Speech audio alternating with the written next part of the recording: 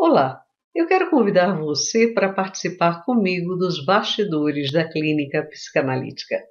Serão situações bem simples, sem psicologismos, mas que certamente suscitarão a reflexão. Vamos lembrar que entre a ficção e a realidade pode existir apenas um tênue espaço, mas todos os casos aqui apresentados não são reais. Bom, boa terapia.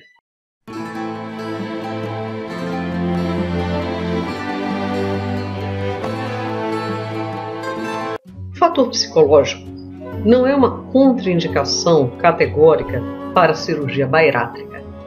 Até porque o fator psicológico ele tem uma relação muito íntima com a obesidade mórbida. Onde inicia um, onde termina o outro. A depressão, a ansiedade levam o indivíduo para a obesidade ou são uma consequência dos quadros de distúrbio alimentar, dos quadros de obesidade ou obesidade mórbida? Quais os determinantes do fator familiar para os quadros de obesidade? Outra questão: até que ponto a falta do apoio psicológico no pré e no pós-cirúrgico da cirurgia bariátrica são determinantes para os índices alarmantes que nós temos dos insucessos cirúrgicos da atualidade? Vamos aos nossos questionamentos.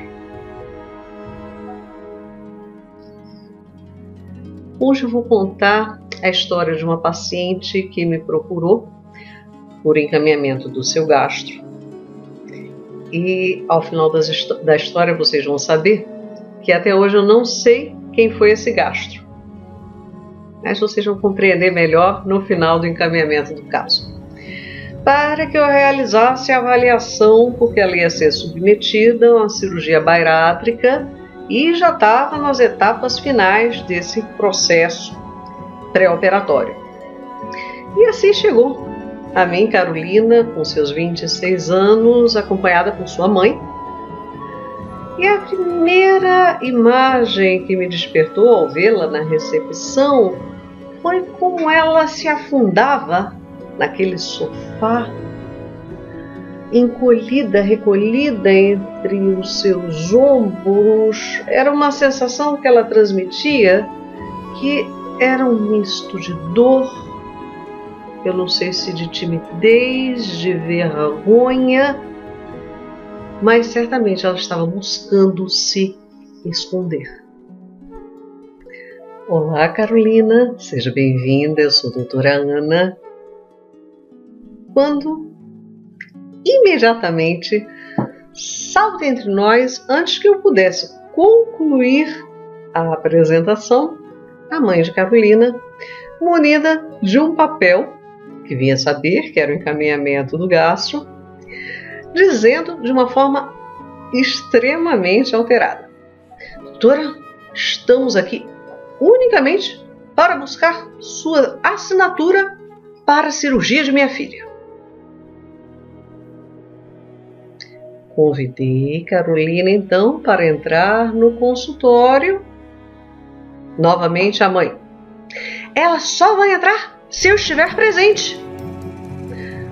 O interessante é que quanto mais essa mãe se mostrava exaltada, mais Carolina, que até então não tinha expressado um som sequer, mais se recolhia entre os ombros. Nessa altura, já tinha ficado bem claro que o quadro era sério e que meu colega não havia encaminhado essa família para um simples parecer psicológico. Mas a minha função ali não era tratar aquele núcleo familiar, mas avaliar as condições psicológicas daquela mulher de 26 anos que estava se propondo a passar por uma cirurgia. Será que ela tinha condições de suportar o processo? Será que ela tinha condições de aderir às difíceis etapas também do pós-cirúrgico, que duram muitas vezes meses, anos? A cirurgia bariátrica requer uma intensa adesão do paciente, tanto psicológica quanto comportamental, devido às suas fortes restrições pós-cirúrgicas. Um obeso, por exemplo, que obtenha através da cirurgia uma perda de peso significativa, se ele mantiver um padrão de comportamento compulsivo alimentar, ele vai ter necessariamente um sério problema de saúde. São muitas complicações médicas possíveis. Em síntese, não é aquele milagre em que você cortou um dia e no dia seguinte está com o corpo dos seus sonhos. O interessante é que atrás dessa fantasia, muitas pessoas têm sucumbido. Por exemplo, eu tenho uma paciente com compulsão alimentar que ela, para chegar ao peso padrão para conseguir fazer a cirurgia bariátrica, ela se propõe a engordar 20 quilos. Porque para ela é mais fácil, segundo o próprio pensamento, engordar 20 quilos do que perder os 20 que ela necessitaria para chegar ao seu peso ideal. Uau! Isso é uma matemática complicada. Mas o fato é que depois da cirurgia, ela certamente não conseguirá chegar a uma adesão de dieta que ela não consegue hoje. E a compulsão alimentar tem uma grande possibilidade de se transformar ou numa compulsão em compras ou num alcoolismo. Bom, vamos voltar à nossa doce Carolina, ainda com seus olhos tão expressivos e seus lábios tão emudecidos. Já estava a essa altura as duas sentadas em meu consultório. Era um clima de tensão tão intenso entre as duas que transpirava pela parede. E eu, antes de poder fazer a primeira intervenção, é claro, quem falou? A mãe, de forma exaltada e precipitada: vou ser bem honesta. Eu sou sempre muito franca. Não acredito em psicologia. Para mim, o único médico que existe é Deus. Vim aqui unicamente, isso aqui é o papel do encaminhamento, unicamente para obter a sua assinatura para que minha filha possa fazer a cirurgia. E a sequência de pérolas continuou. Meu marido nem pode imaginar que estamos num ambiente como este.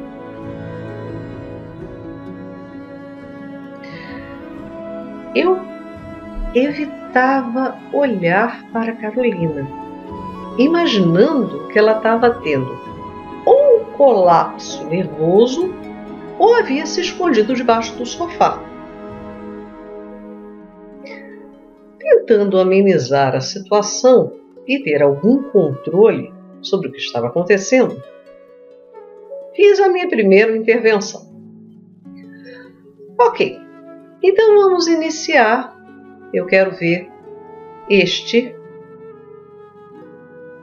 encaminhamento, saber do que se trata. Eu prefiro que ele permaneça comigo. Pegou o encaminhamento, dobrou e botou dentro da bolsa.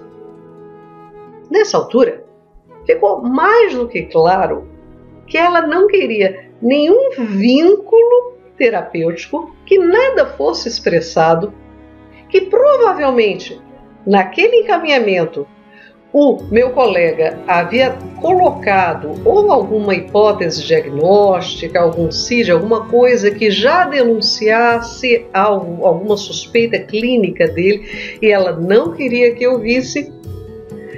E a única coisa que ela desejava era que eu assinasse um laudo e sair o mais rápido possível do meu consultório.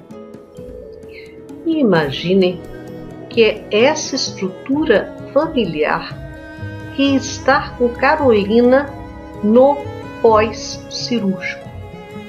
Esse primeiro momento pós-cirúrgico é dito como um dos mais difíceis. Essa recuperação do ato cirúrgico, ela é um período de muito desconforto, onde o paciente ele tem que se adaptar a uma nova dieta, ele se vê diante de muita ansiedade, muita insegurança. O corpo muda a cada momento. São mudanças rápidas, ele se confronta com a necessidade de aderir aos novos hábitos alimentares, ele convive com esse novo corpo e as questões emocionais emergem de uma forma muito própria e violenta nessa fase. Me voltei então para Carolina.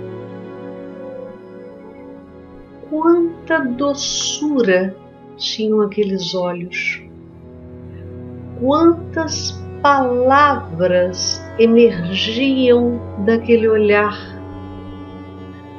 quanta contestação vinha daquele corpo e quantas palavras não saíam de seus lábios. Fiz algumas perguntas diretas para ela, que iam ser as únicas que a sua mãe ia permitir que ela respondesse, perguntas sobre o histórico de sua obesidade, quando iniciou, e tracei a partir dali uma estratégia para a emissão do laudo que iria requerer que ela retornasse ao consultório mais 2 vezes para conversarmos. O interessante foi o antagonismo da reação. A possibilidade para Carolina retornar para conversarmos, para ela poder falar, ela como se iluminou. E aquela menina, aquela mulher, aliás, porque 26 anos, que estava o tempo todo contraída, se abriu, sorriu, e se comprometeu prontamente ao retorno e seguir o processo. E a sua mãe, ao contrário, de rígida, se tornou mais enfurecida. Falou: sim, retornaremos, ligarei para marcar. Outro detalhe é que eu também falei que o laudo ia ser emitido diretamente para o gastro, que até então eu não sabia quem era. Ambas saíram do consultório, Carolina com a sua docilidade, a mãe batendo as pernas. Até hoje não retornaram. Como? Claro, era de se esperar. Tenho a curiosidade de saber quem é o gastro. Fico então essa curiosidade, como também a curiosidade quanto ao conteúdo daquele laudo. Quem sabe um dia.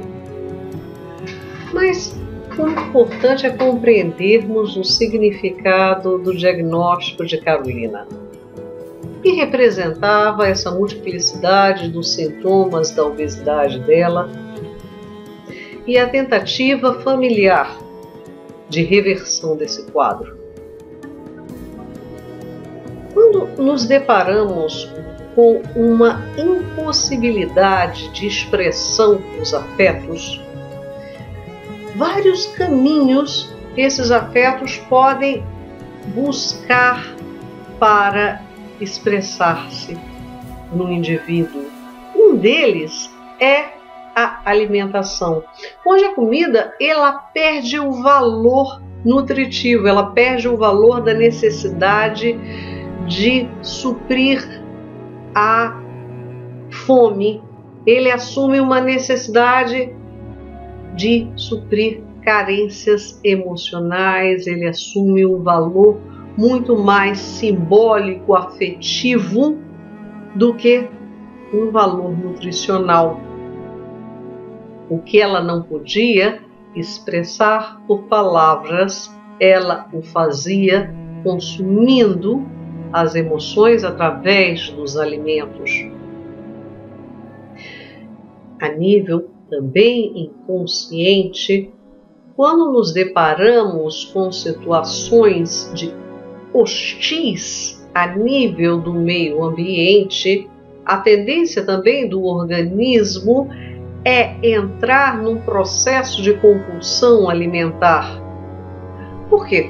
Porque através da ingesta maior calórica, tenta o organismo fazer uma reserva, uma tentativa de proteger-se contra essa hostilidade, uma situação de guerra, uma situação como a do World Trade Center.